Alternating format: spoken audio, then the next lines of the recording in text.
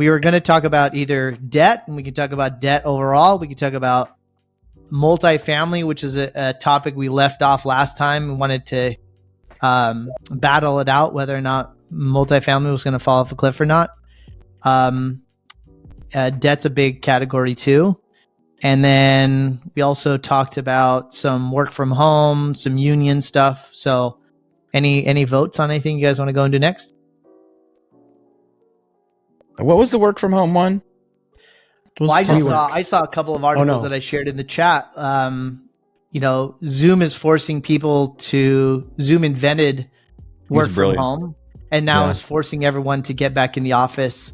And there was another article on, I think it was on the Journal, that Amazon was actually tracking its employees that were not working from home or that were working from home.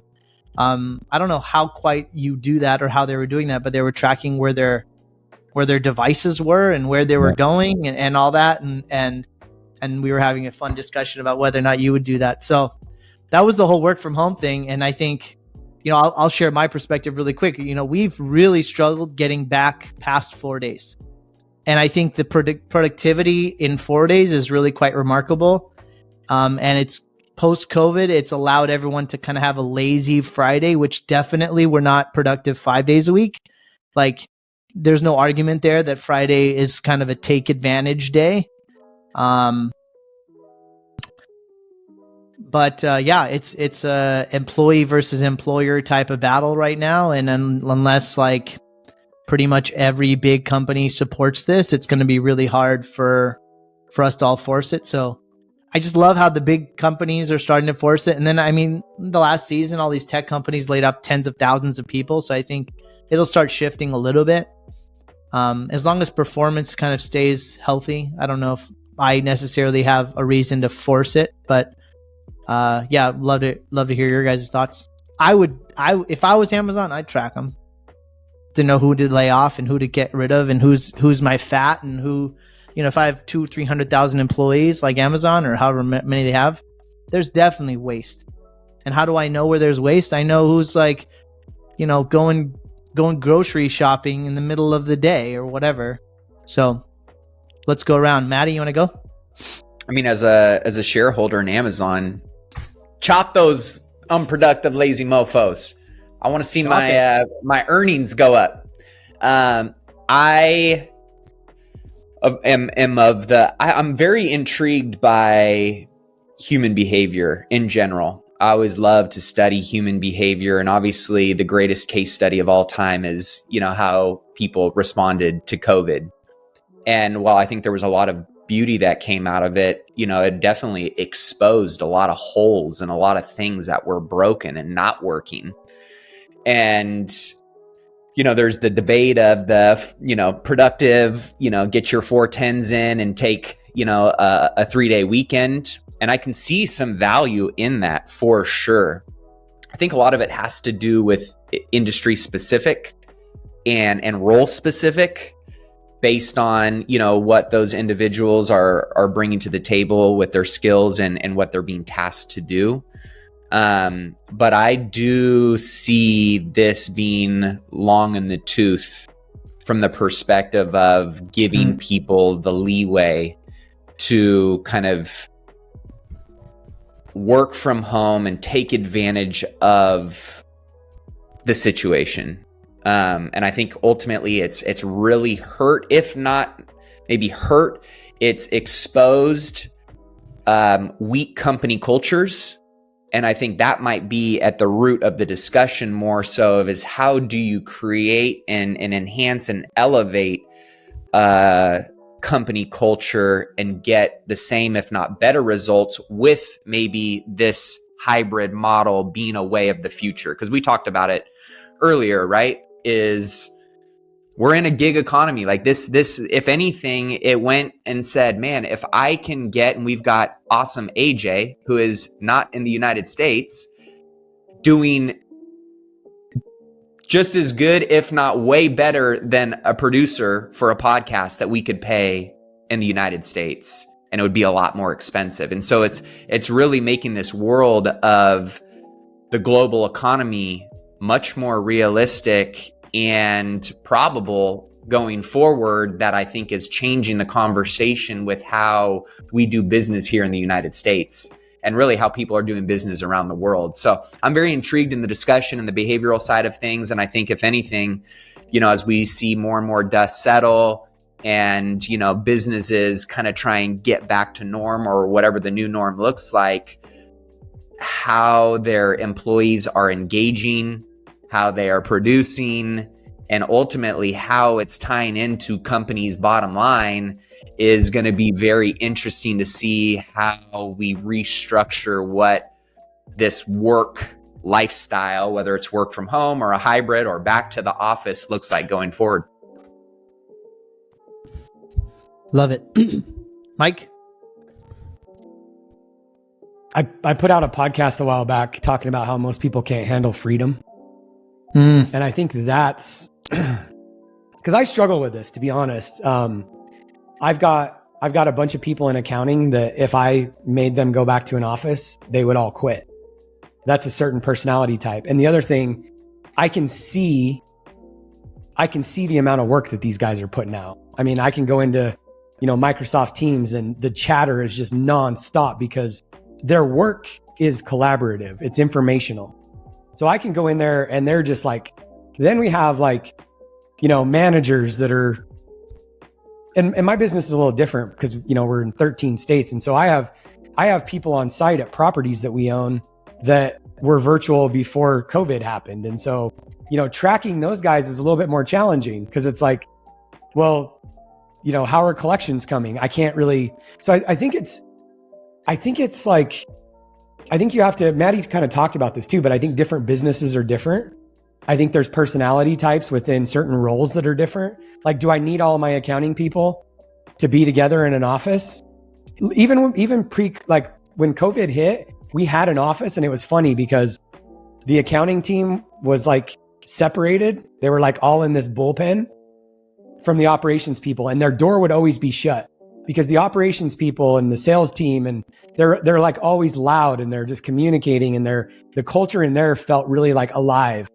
And this accounting team would have their door shut with their headphones in because they didn't want to talk to anybody and they didn't want to hear the noise. And I'm not saying that all accountants are that way, but I think you have to really look at your business and you have to look at different roles and who needs to be in person and who doesn't. And then, if nobody needs to be in person, the thing that I struggle with is how do we track productivity for different, working types for smaller businesses? I think at the end of the day, I think this creates almost an opportunity for business owners to get sued. Well, you need to be at work and you don't. You have to be at the office and you don't. And so then I think that's where, these big companies just come to a point where it's everybody has to come to the office. And I think that's what's going to really drive, because I could make the argument, I think I could go employee by employee, and I'm not going to do this. I would never say it out loud, but I could go employee by employee and say, you need to be at the office, you don't. And I think that's what the real challenge is how do we do this without making a blanket argument? Everybody come to the office. And I think that's what it's going to end with. Yeah. You've got, a lot of the VA companies have productivity software, right? We were talking about some of the named VA companies before we come on, and they tell you how long that keyboard and mouse is moving. And if the keyboard and mouse don't move for a period of 5 minutes, it starts screenshotting stuff. It also takes screenshots every 5 or 10 minutes. So you can quickly see what did my employee do today? Were they working or not?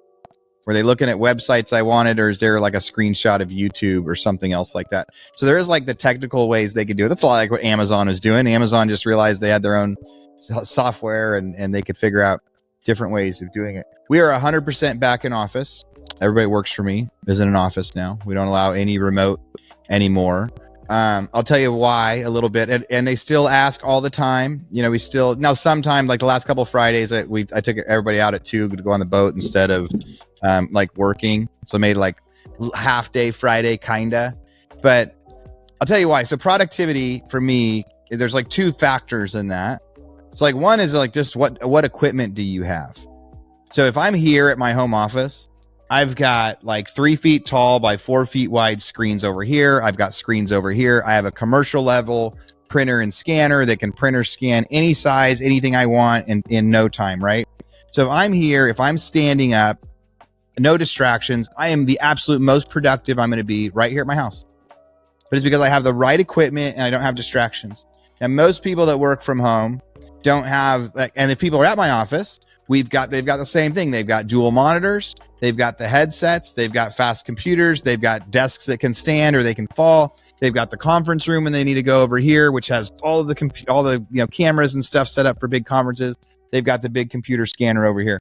So their equipment at the office is far above what they have at their house, because most people don't have the ability to put double monitors at the house and have all the extra stuff. They don't have room for a printer scanner. They've got to go to like the local apartment complex to print something if they need something. Like, it takes an hour to print the document to sign. And so one is equipment. I know no matter what, we're not going to get that productivity.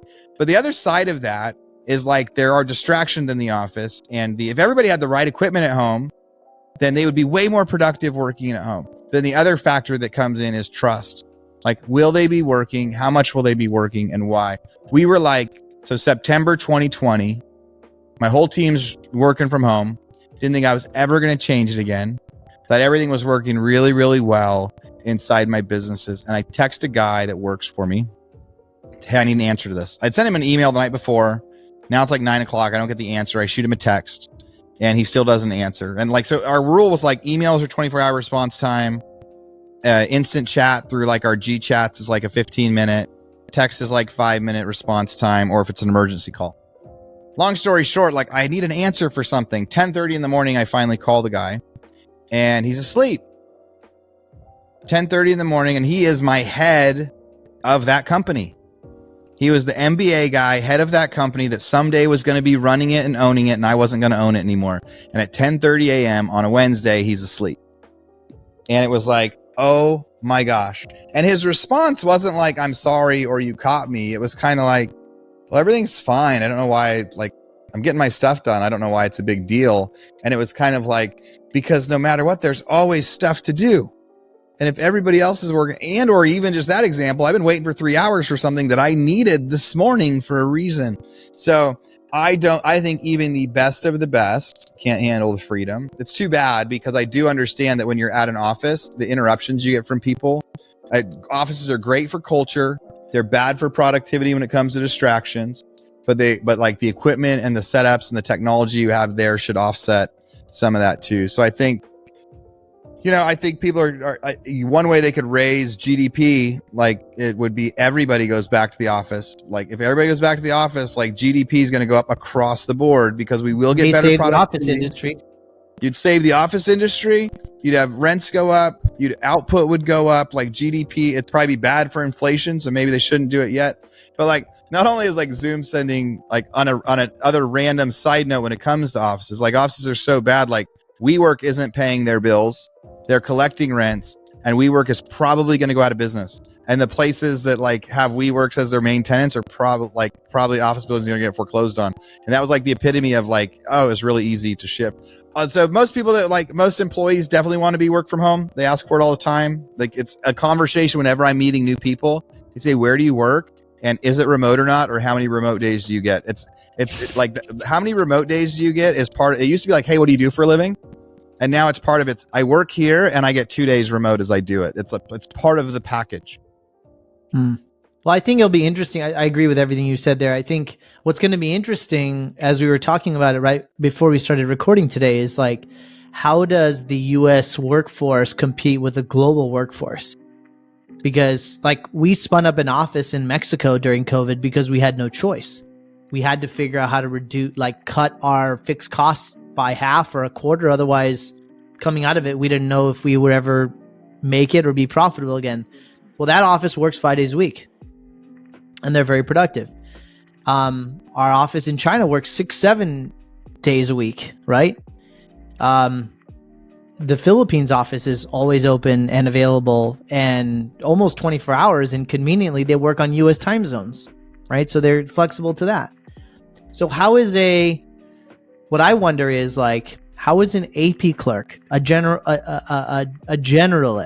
a data entry person, a coordinator, and now you can get a master's CFO out of India. Like, the amount of global workforce impact, I think, is going to affect the way that employers think about, and this has already existed in the big consulting companies, big accounting, big consulting.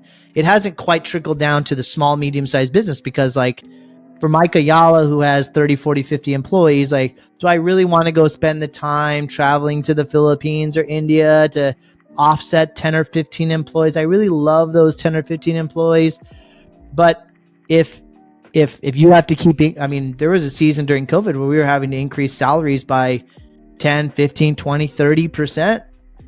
I mean, at what point does it no longer be competitive, or shareholders say, hey, come up with a new model here. Your salary costs are getting too high. So that's kind of why I asked, is, are all these tied? And I don't think we know quite yet what the impacts will be. I mean, I'm in California, Maddie, right? I mean, California is crazy, and the costs are crazy. And what's fun about me specifically is that it depends on where your competitors are. So from a cost model perspective, if you have 10 employees to run your business in California versus your competitor who has 10 employees who run out of Indiana, it's a whole different cost model. It makes you almost uncompetitive, and therefore, how are you going to stay in business? How are you going to make money? Are you going to run a business that makes much less money than your competitor just because you live where you live? So all these things, I think, people are taking into consideration long term. So anyways, that's why I brought it up. That was interesting. I want to pivot to debt, actually. But before I do that, I don't know if you guys have been watching. I kind of want to do a shout out to Hawaii for a second, because it's been pretty sad what's going on. I don't know if you guys are tracking what's happening there, but like all of Maui, I think, is on fire or burned. It's pretty sad. Yeah, I want to just send Lahaina. They had a kind of hurricane right off the coast of Maui that, with a little bit of a wildfire, and obviously I think they were experiencing a drought and a lack of water already. Things are a little bit drier than normal. And then, most of their buildings are, wood type of structures, and those old Hawaiian historical, I mean, all of Lahaina burnt. 80+% of Lahaina burnt. We actually experienced that here in California. There was a city called Paradise, and the whole city burned down, and hundreds of people died. And I mean, legitimately, the entire city burned down. And it was devastating. It was terrible. It was sad. And I know probably all of us have been to Maui and had great memories in Lahaina specifically. I mean, to me, it reminded me of Avatar and the Tree of Life in the center, and their big banyan tree, and how many hundreds of years old that banyan tree was. They're actually talking about maybe there's something salvageable with it, but just sad, right? So I agree. Big shout out to all of the first responders, all the people that aren't first responders that are showing up and raising money and using their influence, to help bring awareness and attention and resources to the area. Definitely, thinking about everybody that's over there. Yeah, I just wanted to bring some attention, give some shout outs of love and healing, and some support there. Seems like this year has had a lot of natural disasters and weather different than normal weather patterns, which that could be a whole nother topic and discussion. But yeah, let's go to debt. Okay, so let's go to debt. We were talking about in our chat, we have student loan debt that's now forced to be payable, right? I think it's about 1.6 trillion of student loan debt. We have $1 trillion of credit card debt that continues to keep growing. We have 1.6 trillion of auto loans that's going to come due, all at higher interest rates. 12.0 trillion dollars of mortgages, now with an effective interest rate of 7.1%, assuming that those mortgages come due here in the next few years. We've talked about the commercial loan crisis here as well. So I guess let's kind of go around the horn. Mooch, we'll start with you. What does all this mean? Where are we going? You did a really great post about this a couple days ago about the risk and what the impacts of this are. So why don't we start with you? and let's get into debt. Yeah. I mean, there's tons of debt out there right now. I mean, there's even actually, Moose, sorry, just to add one more thing. I would love you to tie it into consumer behavior and how people are living and spending money and sort of the blind spots of that too. Sorry, go ahead. Yeah. That's the whole part of it. There's also, we talked about in the chat, I think it's $165 million of rent due in LA, right? The past 18 months, nobody had to pay rent in LA. Now they do. And so like that's coming due. And how many tenants are really going to pay 18 months of back rent? Like nobody saved it. Nobody had it. Consumer behavior on spending I don't know what the percentage is, but like almost everyone spends what they make, and almost everyone spends what they have in their bank account. And up until like the mid 90s, that was the spending. So it was based on bank account, and then you would run out of money, and so then you would like make money again. And so people didn't get underwater in like the 90s, the late 90s, even early 2000. They didn't really get into heavy debt. They just would have to live within their means, and they were forced to live within their means because everything was a pay-as-you-go system. And then late 90s, early 2000s, debt became more prevalent, and it started at like college levels. And then student loan debt became this thing that like, so there's like the student loan debt is this whole different aspect of like most of those student loans. So a big chunk of student loans, you get student loans for tuition, but you also could get it for, for rent, for your apartment. I remember when I was going to school, it was like, here was my scholarship and here was my student loan, and they deposited like $15,000 in my bank account. Right. So it's like, I could use that to pay rent. I could use that, but they didn't say I had to have a $300 a month apartment or a $3,000 a month apartment. It's just free money that could be spent on all sorts of stuff.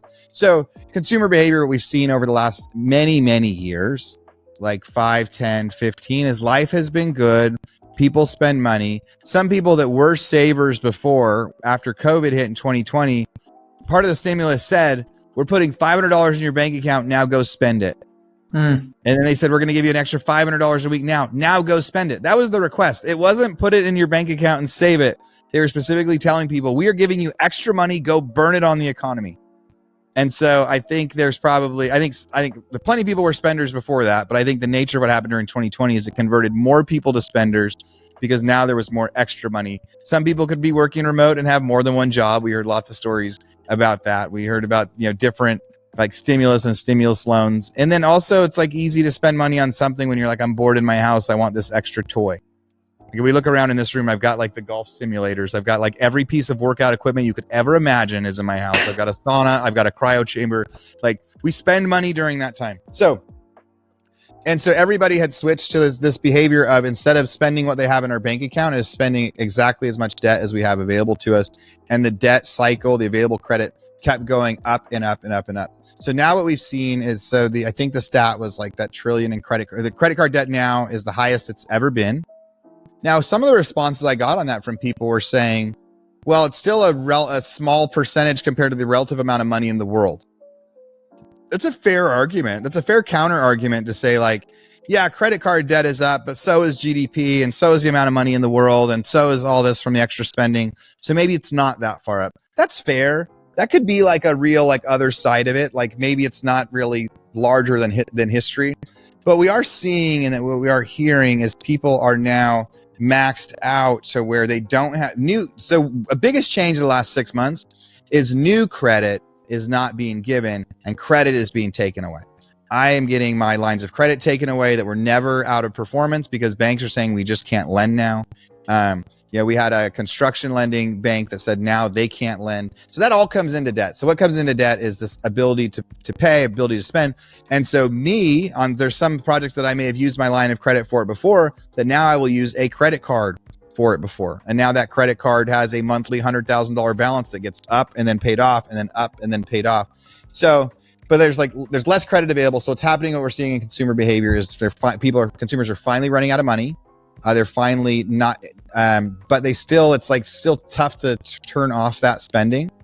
So we're not seeing a whole lot of pay decreases per se from people, but we are seeing all of our tenants need discounts in order to stay. Like they needed the stimulus. They started spending money in a way of like eating out a certain amount of times, the excess, the type of car they have, where they live, things like that. A lot of decisions were made when there was times of excess income, and now that income's taken away, it's like they're quicker to say they're going to cut their housing. Housing seems to be the only thing they actually have control over that's less of the addiction, right? Expenses, right? They can actually downsize. It's tough to stop going to restaurants. It's tough to like stop, going to movies and things like that. So we're starting to see that impact. I think it is really going to start curbing inflation a bit. But this is the fallout. I think we've got another 5 to 6 months where we'll see it get slightly worse and slightly worse. But I think it's great that debt in general is getting cut off, but it is really, really hard to, it's hard to stop spending once you've become a spender. It's so like, it's nearly impossible. Like it's this whole different mindset change. People don't like be ready. Like when we're calling foreclosure leads, they could be in default for like 12 months and they won't actually call us back until 3 days before auction. And they go, oh my God, it's actually going to get foreclosed on. And then it's too late. Everybody waits till it's like, oh God, I actually can't make the payment this month. Like the people scramble. I can't make rent this month. I can't make the mortgage payment this month. And we're seeing it in businesses too. Debt on the multifamily is a whole different level. Maybe we'll get into that in a little bit, but I'm curious to see if you guys, what like the stats and the articles that you guys are reading about the same stuff, how you feel about it. Based on what you said about that argument on the other side of the coin, which I do think is a fair argument. On paper, it sounds like a fair argument, but when you think about the amount of money in the world now, that was not equally distributed amongst most of the people that are incurring a lot of that debt. That's a great point. Opinion. That's a good point. Right? Like if you look at the pro rata share, let's say, of all of the people who got access to that capital, and then you mirror that ratio over to the increases or the delta in debt or, upside of what we're seeing on that debt side, the individuals who have access to that, we'll just call it equity, that capital, versus the people who are taking on that increase in debt, it's not a 1-to-1 ratio to make it as simpler or Totally. easy of a comment that point makes, right? Yeah, that's a brilliant point. But when you think about what a lot of studies that are coming out, I mean, I see it probably once a week, right? Where it's the average American has X amount in their savings account versus, whatever the point that they're trying to make. As of today, 36% of Americans have more debt than they do in emergency savings. And so when you, and again, there's hundreds of these data points out there. For me, what I find really interesting and what I don't think, again, I've been saying this for a while, when the pandemic party is over and the helicopter money stops and the printer slows down and banks start to tighten up, their lending standards, their credit standards, and basically everything that you're talking about, I think we're at the beginning of that right now. And I still think there's time that needs to play out in order for us to really have some concrete data to point to. But I think what we're seeing right now that we can start to wrap our heads around is the fact that things are tightening. Things are actually slowing in the economy now. And while I think some things are going to be a little bit more sticky, I do think that we're still in for certain dominoes to fall that are going to have effects that will impact not just Wall Street, but will majority impact Main Street, which, in my opinion, there's so many people living on this fine line of, as long as things keep going this way, I'm okay. And they're constantly kicking the can down the road. But if there was a significant shift in the economy or someone's job or their debt or their income, I think it could have a pretty dire impact and effect in a lot of areas that so many people are kind of like romanticizing the fact that we're okay right now. And I feel like we are one, big domino, key domino from falling and putting us back into a tailspin that is out of the Fed,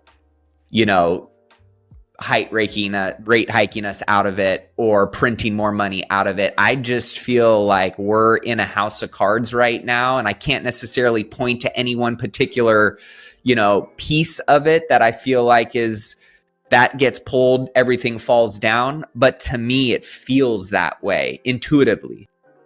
I don't know if that's real or not, if that's just fear, if that's over knowing and looking at all of the data and the access to information that we now have.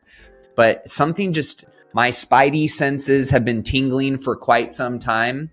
And to me, it feels like we're now headed into territory that could get pretty ugly if one or two of these things falls out of whack. And that's where I feel like the Fed and our economy as a whole has a really, we gotta thread the needle through, the thimble in a very strategic way, because if we don't, I think there's a lot of potential fallout that could come as a result. Yeah. Mooch, let me share these stats here. I was just looking at this Forbes article. It was written just a few weeks ago, actually. It says that the total number of U.S. savings for U.S. personal savings amounted to $802 billion as of April of 2023, which is an average personal savings of 4.1% of disposable personal income.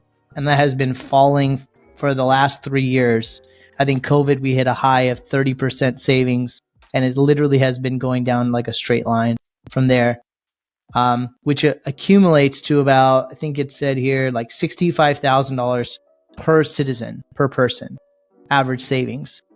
And that's all savings accounts, cash, retirement accounts. 65,000 is, I guess, a lot of money, but if you're 65, 70 years old and you plan to live another 20 years, that's nothing. Dude, that's average. So it's like if Maddie's got $5 million in the bank right now. So like if Maddie has $5 million in the bank, that means like, I don't know, like 300,000 people can have zero, and we're hitting that average. Like there's another one that'll say like, I got to find this percent. There's a certain percentage of how many people have less than $500 in their account. Yeah, it's actually like, it's above 50%. It's above 50%. Significant. Yeah. So the averages, it depends on. All right, so 50% of all respondents said they have less than $500 in the bank. Jesus. That's it. So that's been as high as 63% in the last year on a Forbes article. 6 in 10 Americans don't have $500 in savings. So like it just depends on the articles that you're looking at. Because you're right, like that average 65,000, that sounds just fine. But $500 in the bank. It's not. Dude, when my tire busted, I went out to my driveway and I was like, oh, I have a flat tire. And I called Tesla and they come out and they go, oh, you need to replace all of them. And like, it's $1,200. And I go, okay, replace the tire. And 50% of Americans go, can you just replace the one and I'll drive on the bald ones and I'll wait for the other ones to bust. It is a sad, horrific thing that's like, it's a problem that's nobody's fault to solve. Or I'm not going to drive. I got to pay my rent this week. So I'm not going to drive. I'm going to get a carpooler. I'm going to take the bus this week until I can get my, and then when you add student loan debt that doesn't go away, you add 12 months, 18 months of back paid rents. You pay, you talk about car loans are not cheap anymore. No. If your lease expired, what have you, the cost of a car is not the same as it was. I think I just got a car loan of like 8% for Maddie's car. Yeah, exactly. Like, people, you were giving away cars at 1%, 2%. So buying a car is a totally different game too. So it's hard. We can easily talk about like, also when I talk about like consumer debt and behavior, it can come off as like I'm thinking that like people made mistakes or judgmental. Like I'm like depressed and sad knowing how difficult it is for people to survive out there. And I've made the same decisions along the way of going from a saver to a spender. I went from making hundreds of thousands of dollars a month to like going to be an Uber driver. So like I've done those shifts before, and it's hard. And it's like, And I think a lot of the people, they're just now discovering. I think my big post this week on that kind of that credit card debt, if it's hit this highest point and they aren't going to let it go higher, was essentially the gist of the article. Like now that it's hit this, they are not going to keep increasing. Like they're not going to keep printing money. Whereas over the last 10 years, it was just going up every time. So it was going to be really common to say, get another credit card, get another credit card. And now the mindset's going to be, in order to get another credit card, you've got to shut one off. And that is, and it's, I think that it's just going to be a rude awakening. And then people have to start figuring out what to pay for. I remember I had employees one time going, I had to work from home today because I didn't have money for gas to get to the office because groceries, and this was like a year ago, they're like, because groceries and everything were getting so much more expensive. And on one hand, you want to say, it's your responsibility. Like, why would you risk your job that pays you but on the other hand, it's like, it's not done on purpose. It's like not done with bad intent. Like, it's just hard to like pay bills. So it's I guess now it's going to get crushed. Let's get into some forecasting, because I think the conversation about the interest rates and what the Fed's funds rate is, people keep saying it's going to be higher for longer.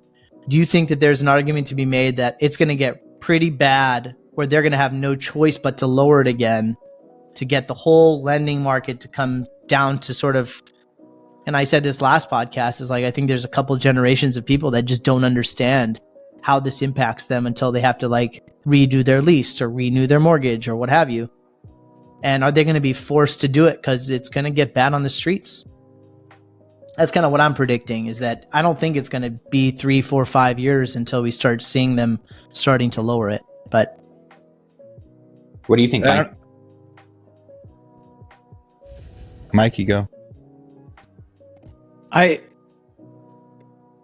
think everything is so intertwined. Like, yeah, I was going to jokingly say it doesn't matter.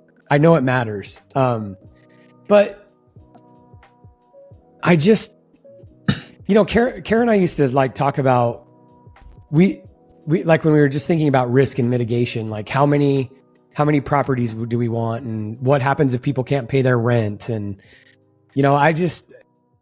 this feels like this can be such a like a negative, and I'm not saying that we put our heads in the ground and we don't pay attention to this stuff, but the reality is, like, if jobs start falling off, if people start getting unemployed, if we start this downward spiral, then everybody's kind of in it together. And we're either going to go into a Great Depression, as Kiyosaki has been predicting for the last 18 years, or,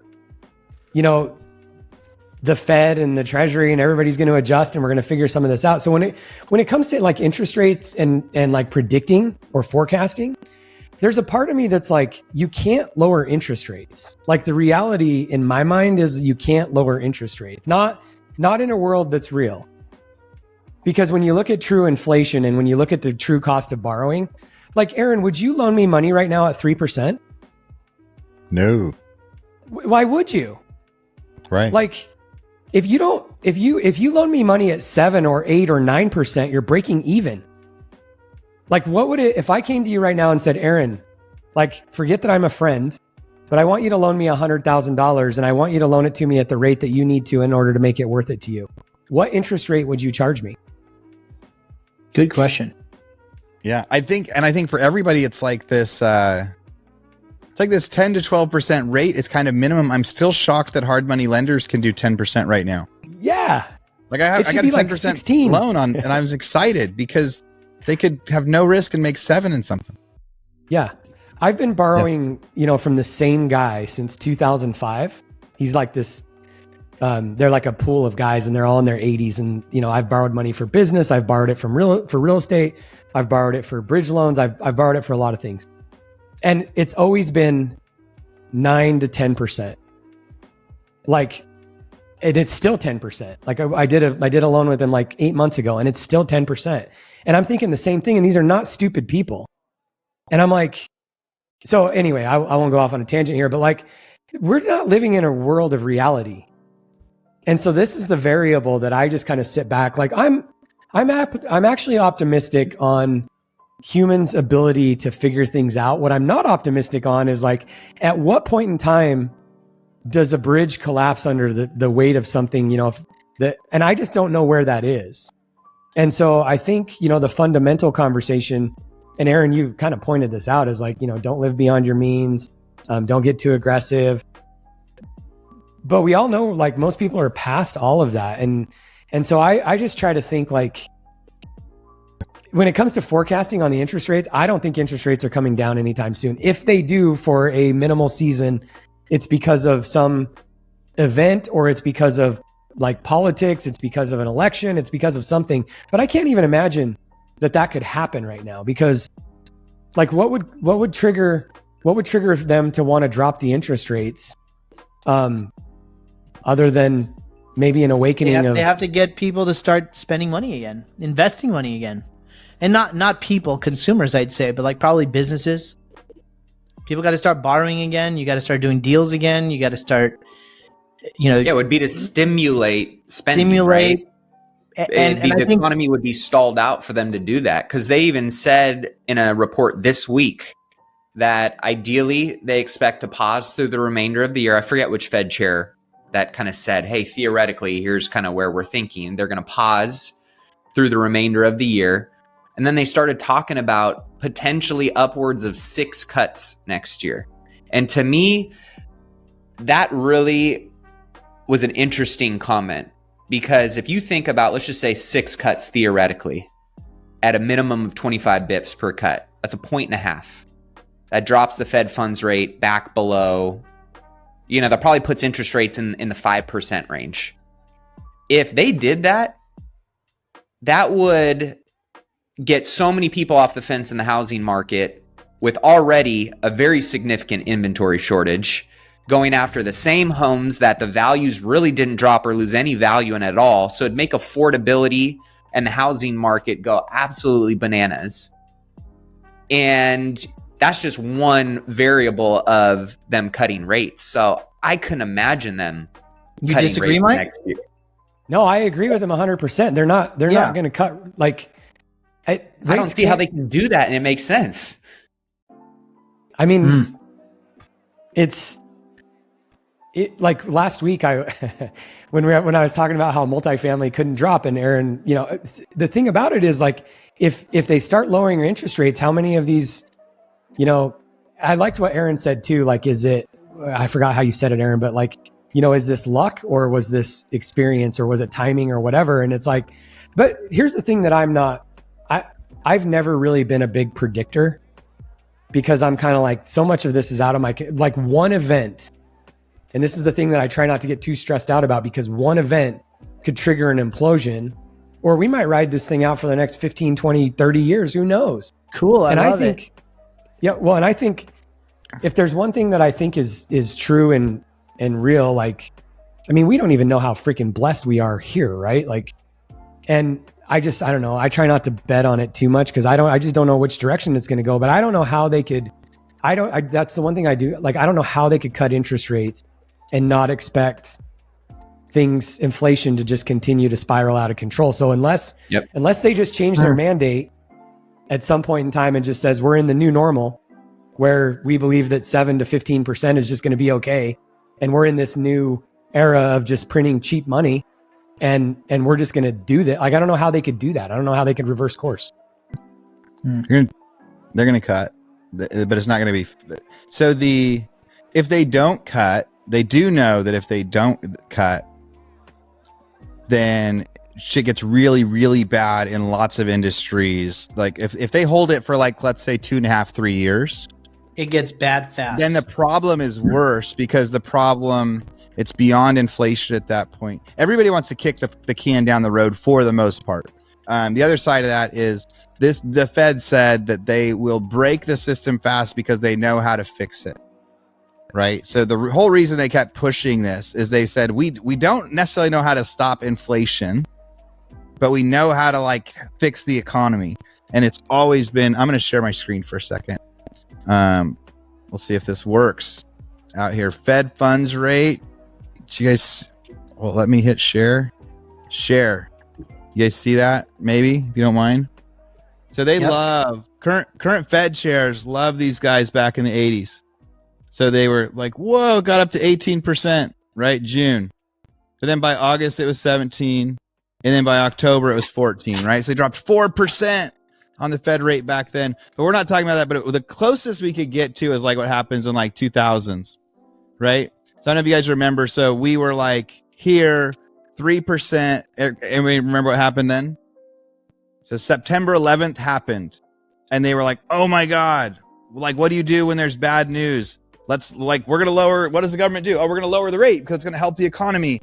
And they're going to tell people to spend the money. Just like when COVID hit, we're going to lower the rate. We're going to give you guys money, stimulate expenses. So we're at 3.5%. And after September 11th, that's actually the first time it got crazy. So up until then, like this was all like pretty normal, pretty average. Even here, like what Ash asked last week was like, it's not really that high right now in history. Actually, no, like 7 or 8% is not that high in history. But the reason they have to lower it is because now we're at this new normal where 90% of real estate values were based on these 5 and 6 caps. And if it holds higher than that, then the amount of stuff that just won't be able to refinance without government intervention, without like Fannie Mae or like rate buy downs. So 2000, then we get back in like 2001, it goes from 3.5 down to like this low of 1%. So as they spiked, I think that these two times, so 2006 to end of 2007, so they held for about 14 months before they lowered back at this time, which is about the high of the same Fed funds rate. And they started dropping it in 2007. The foreclosure crisis hadn't really happened yet. It was just kind of just starting. And they said, okay, foreclosures are happening. Let's start. So they held it for about 14 months there. And then back in like 2019, they were holding it. It was growing. And then it held up for like 6 months before it started dropping again. So they haven't really held for like longer than 14 months ever when they hit a peak. Yep. And most of the time they started dropping down quick. So I'll stop sharing on that. But it's just like, you got to look at history. These guys love the Fed chairs from the 80s, and they broke it. They went as high as they could, as fast as they could. And then as soon as it broke, they cut it down fast. And then at all of the peaks that the Fed has ever hit, 14 months is the longest it's last. So we got another month in, I think May, June next year, they'll do their first cut. And then I don't think they'll do 6 cuts next year, but I think they'll start cutting by May or June next year. Here's all I'm saying. So this is why I said I don't love forecasting, because what am I supposed to do with that? Like really, because if and I'm not saying that I agree or disagree, Aaron. I think you're right, Mike, but I guess I want you to answer it this way, but I think the reason why I find it important, I'm learning to learn about this, or learning to pay attention to these things more than I have ever in my career, but like trying to get a better philosophy or thesis about, okay, what is the state of affairs 5, 7, 10 years from now? And if I'm making those type of horizon bets, not to say that I know where it's going to go, but I'm making I can tell you 5-7 year bets, invest in real estate and buy businesses. Like it's not. Yeah, you'll be fine. It's over here. Well, but this is where, and again, I actually love listening to Aaron, because I'm like, okay, what I'm saying is like, I am not a forecaster, because like, what am I supposed to do with this? So I have my portfolios, I have real estate, I'm heavily invested in affordable housing. I need to set more homes. Affordable housing isn't going anywhere. So whether they reverse course or whether they don't, and even the conversation we were having earlier about consumer debt and we were having a conversation that like the entire world's about to go off a cliff because of all the debt and consumer spending and everything else. But then all of a sudden, like the Fed's going to reverse course and we're going to have all this free money, and it's going to create more challenge, because if that's true and we go out and we all start, refinancing and we don't have the blood in the streets that all the real estate investors have been waiting for, people's rents are just going to continue to go up. And I think that's the thing at the end of the day. Prices are going to continue to go up. Like they can control prices for a period of time, but like we're in trouble.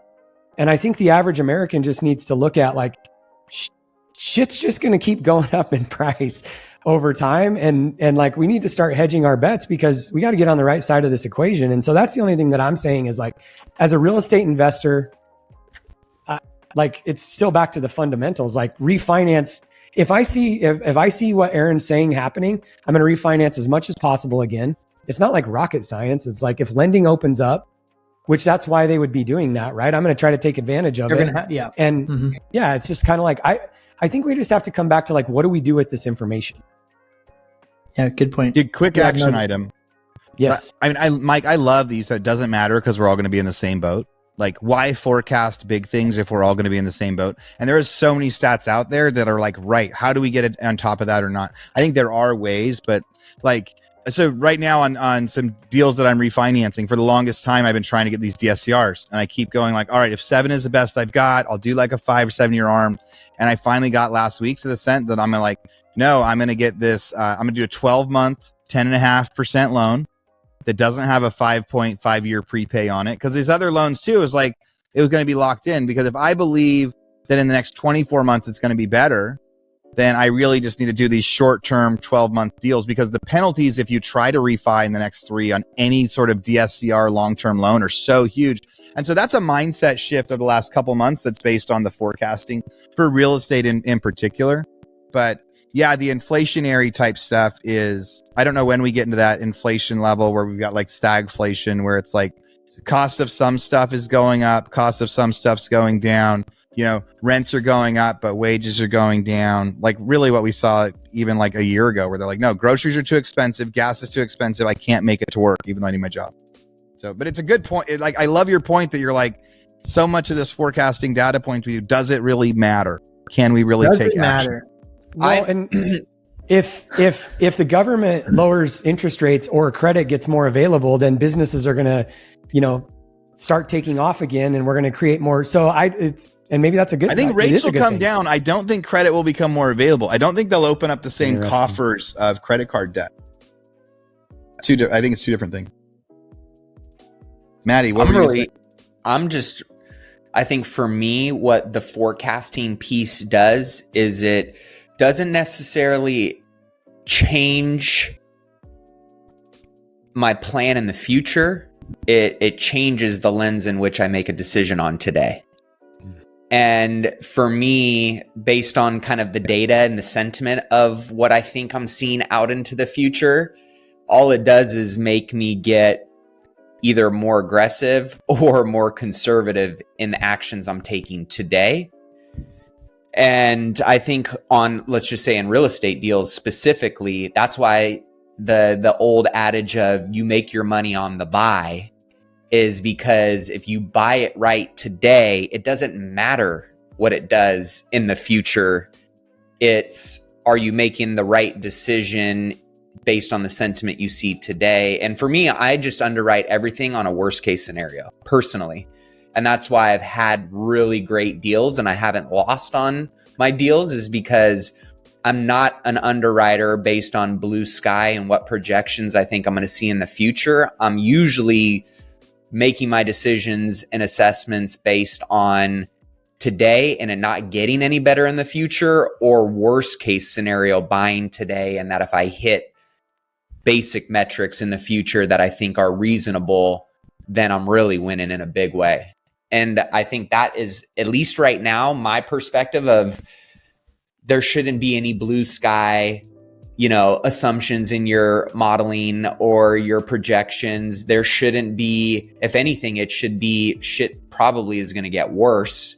And so let me model those in today. And if they happen, I'm good. I took that into account. If they don't happen, well, that's just icing on the cake. That's dropping to the bottom line and I'm looking even better. Now that has led to me losing out on some great opportunities over the years that if I would have been not as conservative, I still would have won. But it's also led to, you know, some properties that would have been maybe doubles that ended up being home runs or grand slams because I looked at it through that lens. So I think everybody has a different, you know, way of modeling and discerning in terms of their decision making, using the data and some of our intuition. I think right now, based on the climate and so many unknowns, because if you go back and look at, I agree, I like looking at stats and data too, Aaron, but I think if anything, based on this cycle that we're going through, and because of COVID being such an anomaly, past performance doesn't always, or data has to me now shown that it doesn't predict the future. and there's different variables. We didn't print $20 trillion in any of those last market cycles.